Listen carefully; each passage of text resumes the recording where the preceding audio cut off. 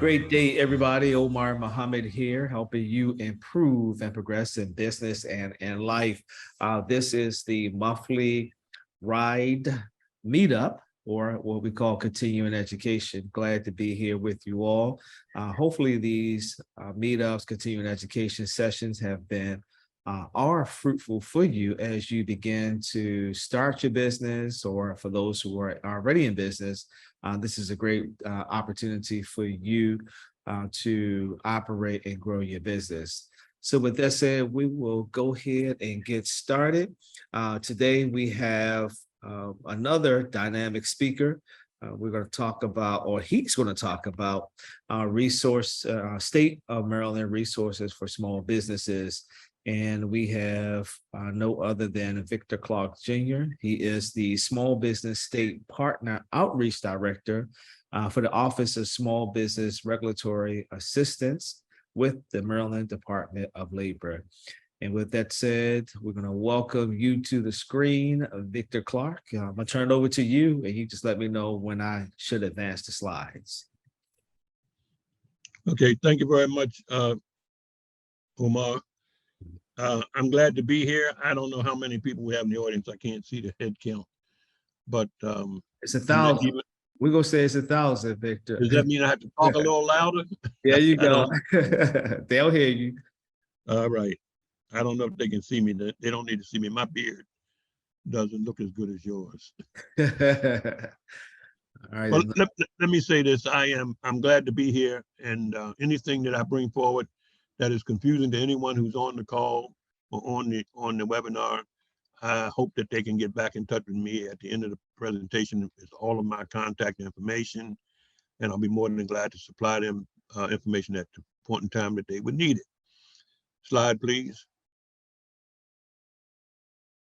Next slide. Okay.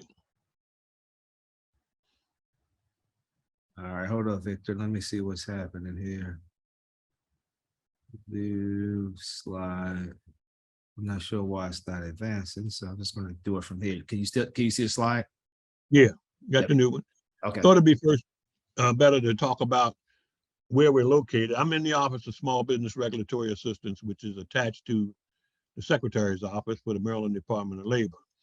The other divisions of labor, of course, are unemployment insurance, which I think everybody after COVID knows about the trials and tribulations of the unemployment insurance division, occupational and professional licensing, workforce development and adult learning, labor and industry, which covers a lot of business issues, and then the Office of the Commissioner of Financial Regulations, which handles mostly the regulation of banks and savings and loans and all of the things that deal with money.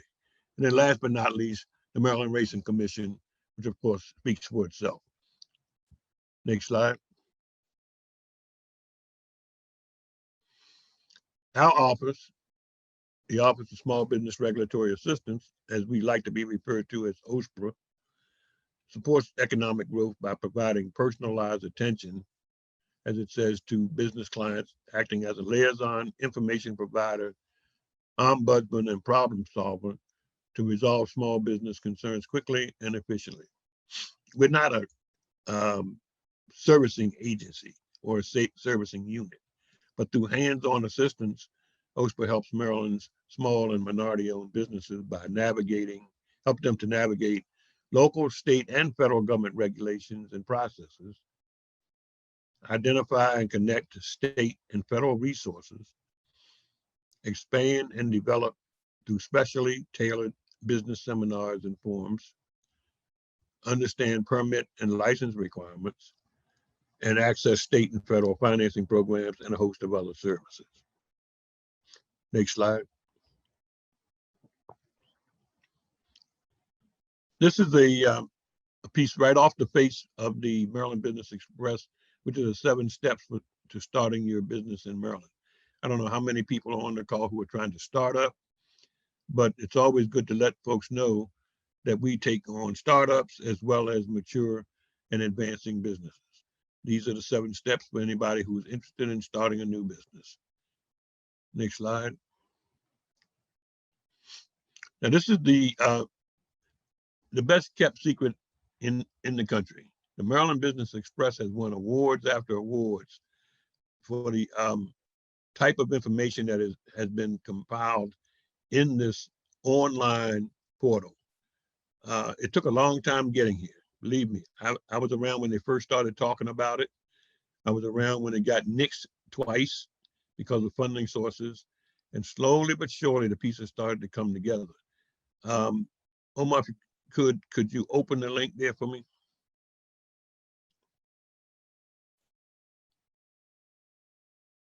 You see the link? No, it didn't click on. Okay. It didn't turn the, I wanted to show how to, if a person goes on there, they can automatically turn the panels around. I got you. Let me just share. There we go. You see me now? You see it now? No, okay, yeah, well, that's one. But if you go to the Maryland Business Express and you're on there and you put your cursor on any one of those panels, they will turn around and give you a group of links. Yeah. Go to the next slide. If you close that one and go to the next slide, Okay. it'll show the information that's on each one of the slides. All right. So Vic, before we go to the next slide, are you seeing the website? Yeah, I'm back Okay. on the website. Okay. Yeah. All right. So let me switch back to the presentation now.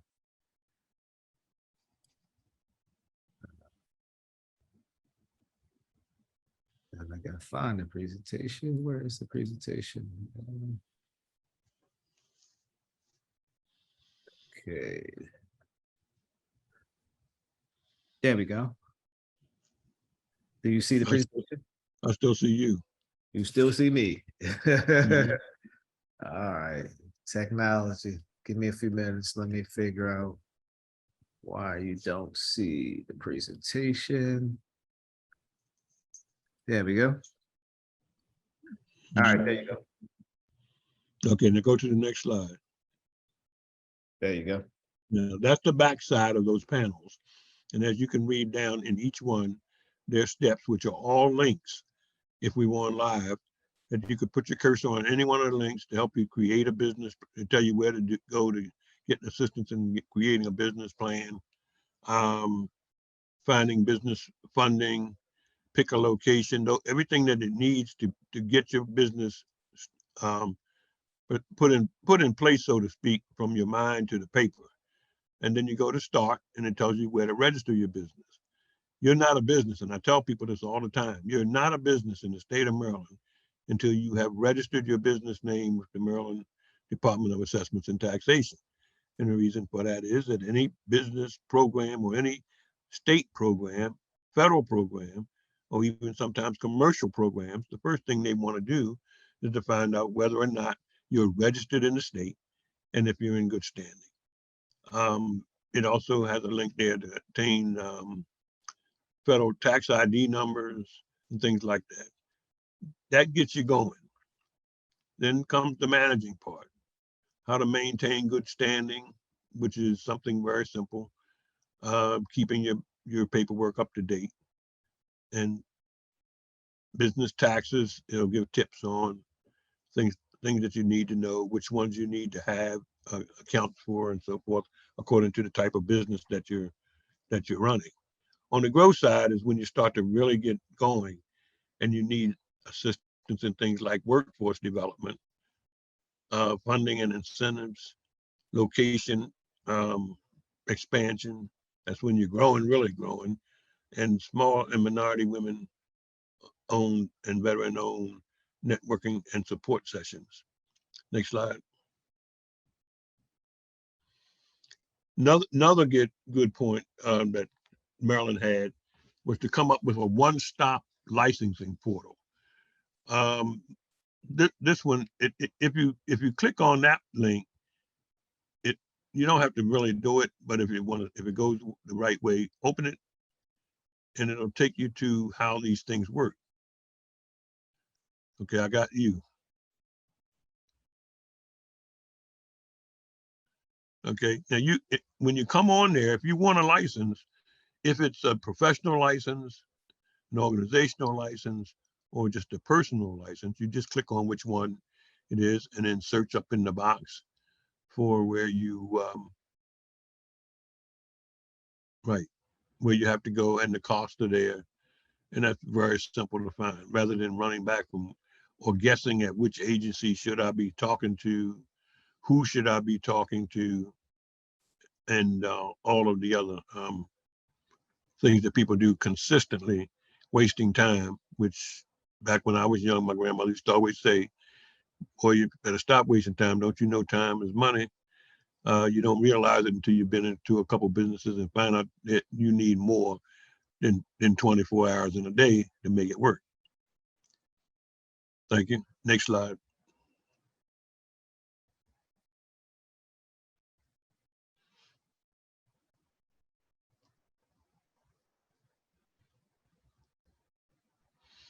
These are just two placeholders, really just to remind you about certain things. There's certain things in the business world that you have to do when you register your business that have to be done on a yearly basis. And there are other things that you may have to pull out of the Maryland Business Express at any time. I didn't mention when we were talking about it, but the Business Express is free. There's no fee to sign up.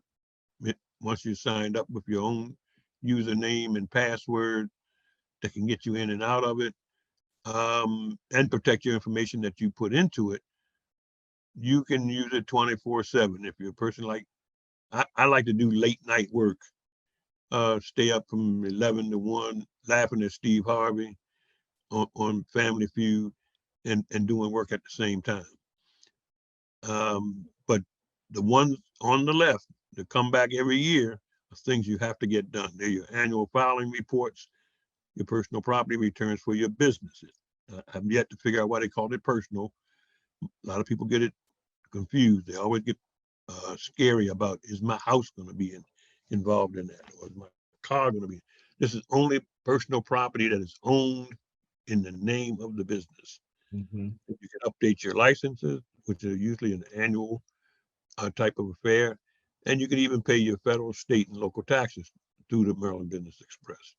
And Victor, before you go to the next one, can you talk about the personal property return and report? And for those who don't file that, what are some of the challenges that they may run into? Well, the biggest challenge they run into is if you don't file it. And let me back up. I don't know how everybody misses this. Yeah. When you file your business, you're told. Most people say, "Oh, they didn't tell me that." You were told that you would have to file a personal property return the first January after you filed your business. So now that means if you go in after Thanksgiving, you got a big belly full of turkey and you're saying, hey, I feel like I want to go in business for myself. I'm going to give myself a Christmas present. I'm going to start me a business next month. And you file that business on December the 25th of, let's say, 2023. January of 2024, you are required to file a personal property tax return. Now, you may not have anything in the business but 2 pencils and a notebook. But anything that is owned or used in the business has to go on the file. Now, they've made some changes to it as far as dollar and cents levels. I believe the new level is 10,000, somewhere between 10,000 and 20,000. You don't have to list. This is a helping hand to small businesses. You don't have to list your assets, but you still have to file the form and pay the $300 fee. After 20,000, you have to list those assets that the business owns, because each year they will be depreciating, and each year you'll be putting them on the form at a lesser amount until they totally disappear or replaced by a new one that starts out with its new purchase value. Right. And if I could add too that, you have to complete the form and you have to pay the fee of $300 Right. in order to be in good standing. In order to stay in good standing. Now, what happens if you go past April the 15th? Yes. You file the business this year, you go past April the 15th of next year, and you haven't filed it. Your business will get flipped in. Nobody will call you or say anything to you. it'll just go on your record that everybody comes and looks at when you start to talk to bankers and lenders and investors and everybody else. And there'll be this highlighted thing called not in good standing, which automatically, if you're talking to someone, and banks do it while you're sitting there, they talking to you and tapping on the computer or laptop. And when they see it, you can tell that it's bad because their whole conversation changes. Yeah. They're not going to tell you unless you ask them why you have to go back and check on some things. Or good bankers, I mean, if you got a good relationship, which you should have, a good relationship with your banker will get you a line that sounds something like, "Did you know that your business is not in good standing?" Yeah, right. And most people say no. I tell you who really found out about this was during COVID. There were huge amount of companies Yeah. that were not in good standing. Some had been forfeited for 3 and 4 years and were still doing business because they don't send you a notice that you're forfeited. Right. If you're operating as ABC Corporation and you don't pay your first one, they'll let you slide until after you don't pay your second one.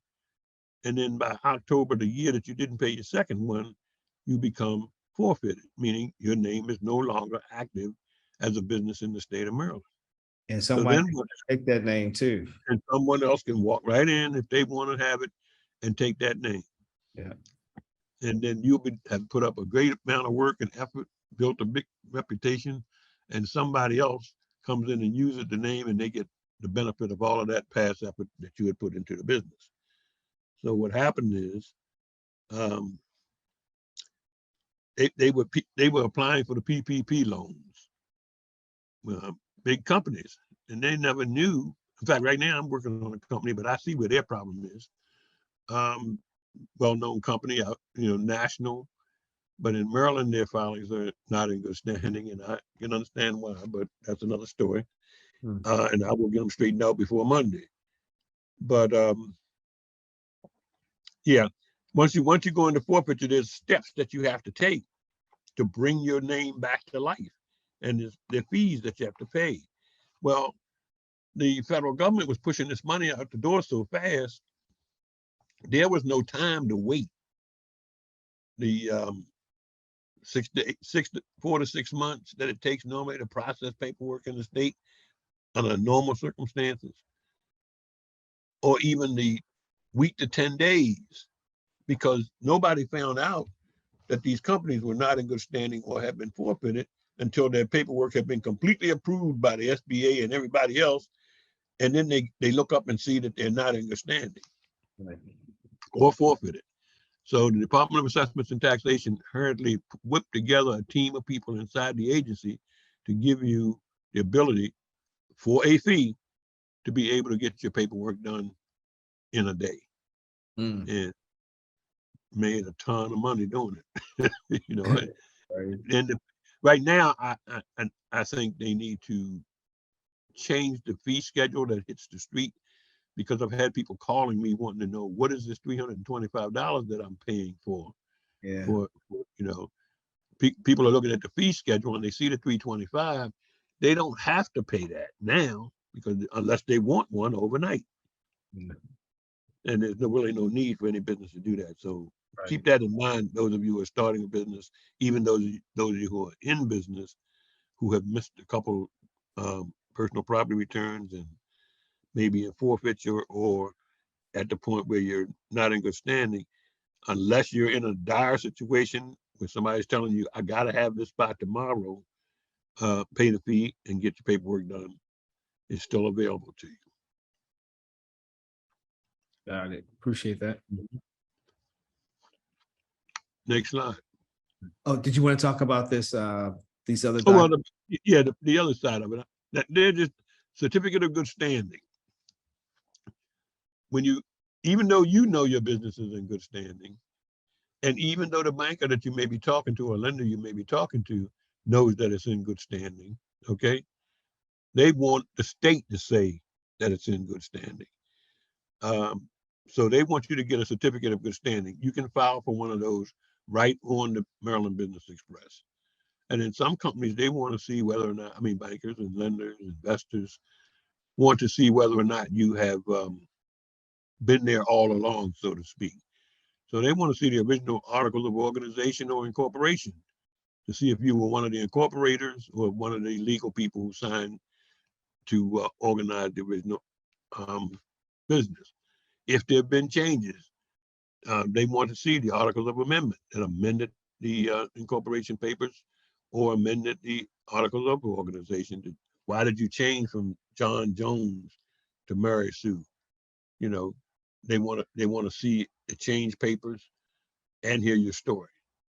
They want the resolution papers when you resolve. You know, when you get to the point where things have been in turmoil and it's all resolved, you can get a form of resolution. And then your resident agent change. When you start the business, you have to have a resident agent. That's just merely somebody who has a legal address, because you can't use a PO box for a resident agent. A lot of times people will pay a law firm to handle that for them just to hold their paperwork, which is what I think one of the problems is with this national corporation, is that they switched resident agents at a time and somebody didn't pick up the ball that they were supposed to be doing a few things for them that hadn't been completed by the first one. But the resident agent is nothing special. It can be yourself. If you're just starting out a business, you can file an LLC or a corporation and make yourself the resident agent. It's just a place of service. When documents have to be served to the corporation or to the LLC, that person has to receive them on behalf of the business. All of these things can be done straight through the Maryland Business Express, as well as check on any liens against your business as well.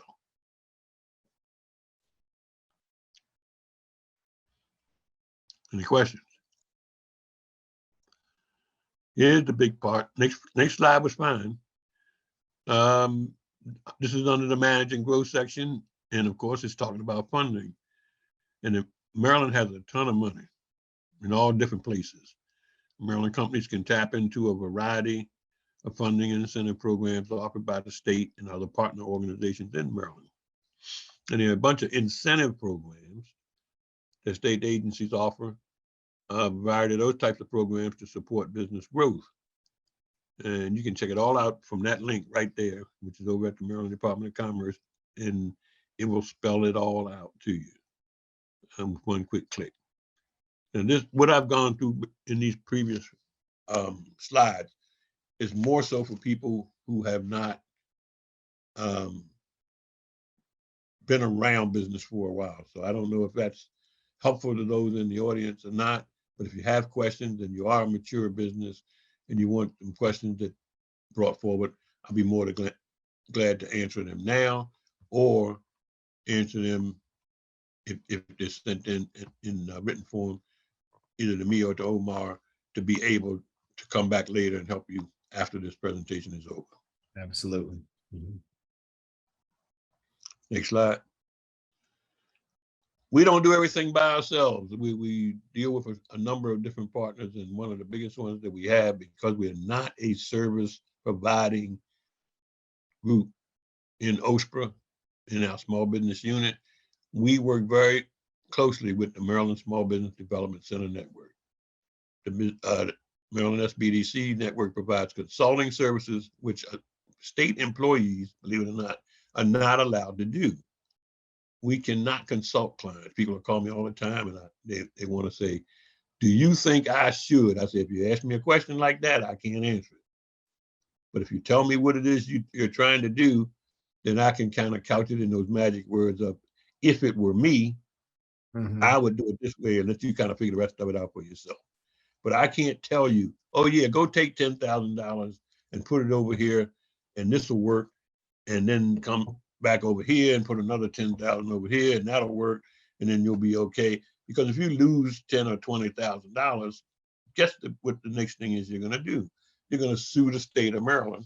Yep. Not me. You'll sue me too because I said it.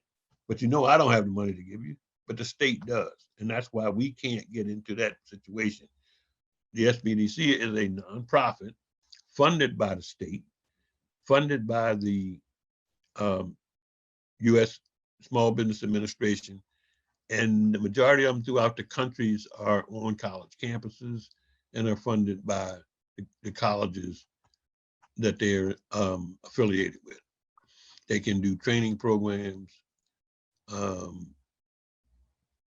prospective small business owners and people who are in business. You grow better and faster, I believe, when you have a good relationship with a counseling organization such as the SBDC. They have struggled for years because of funding to not have as many counselors in place as they'd love to have, doing as much work as they can for the different changing and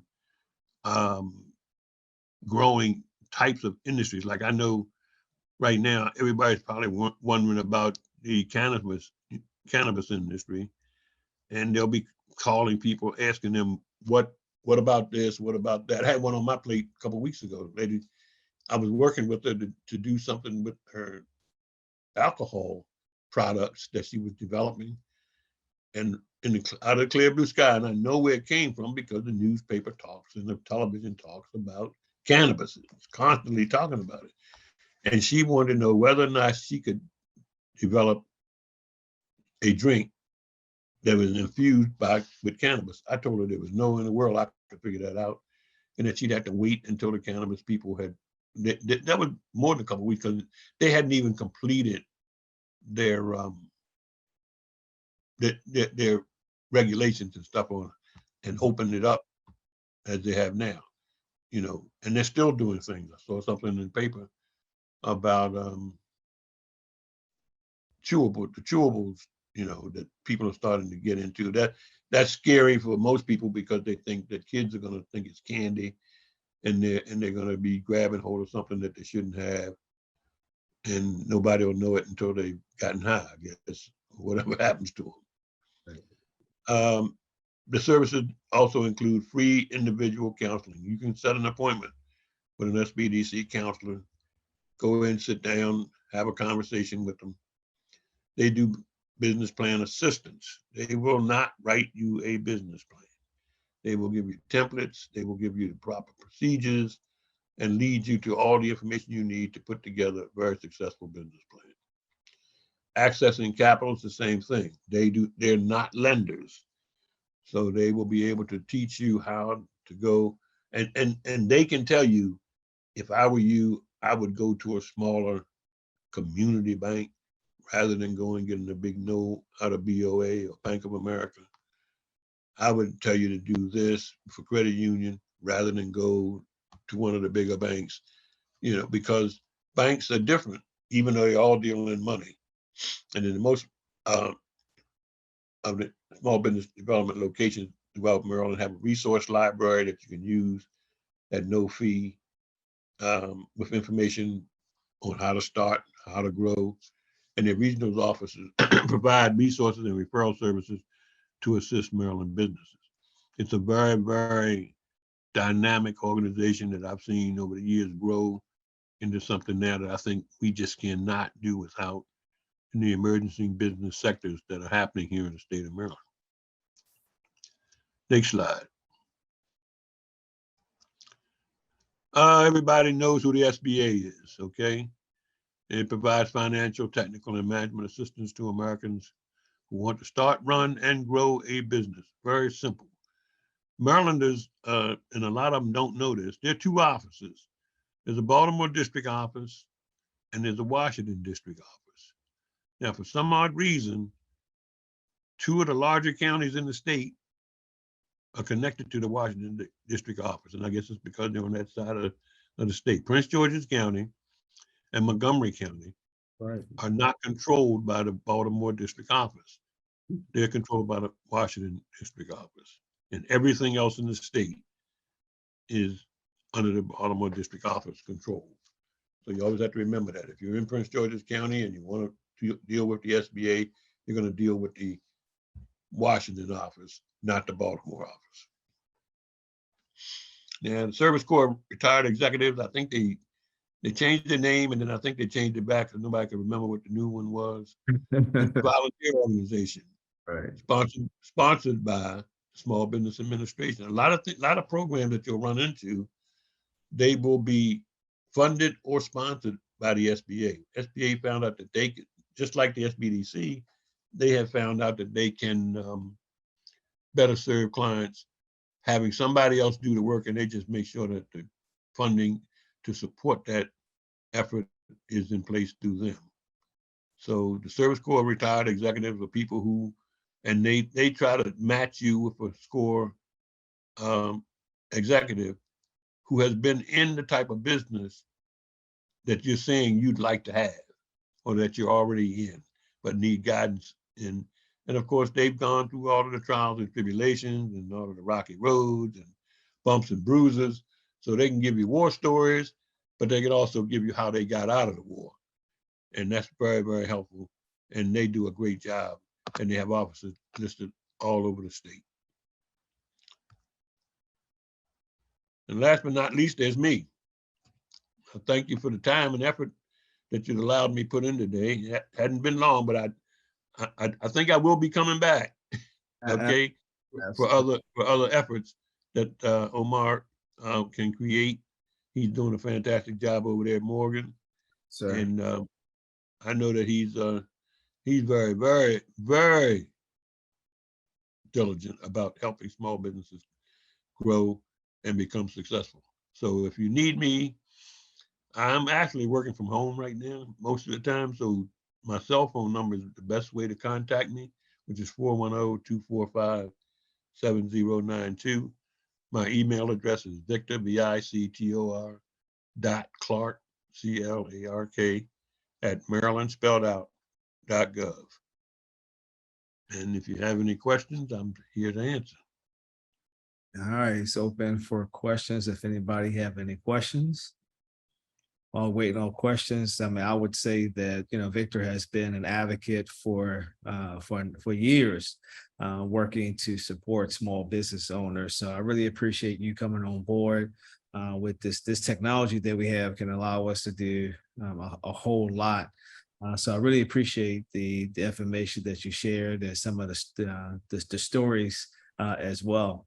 I don't see any questions, no comments, but you know, we'll have this available for individuals. So your contact information is there. If individuals have any questions, you can reach out to, again, Victor Clark Jr. and his cell phone number, give you a cell phone number as well as his email. So that's it. Really appreciate you coming on board, Victor. And really appreciate those who were in attendance as well.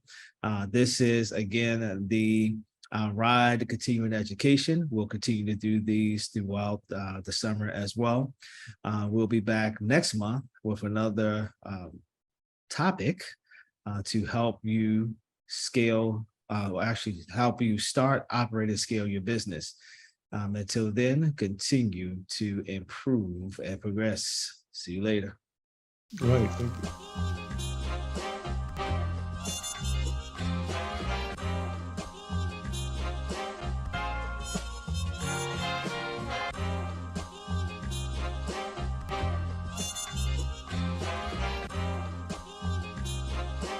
This is Rich La Production.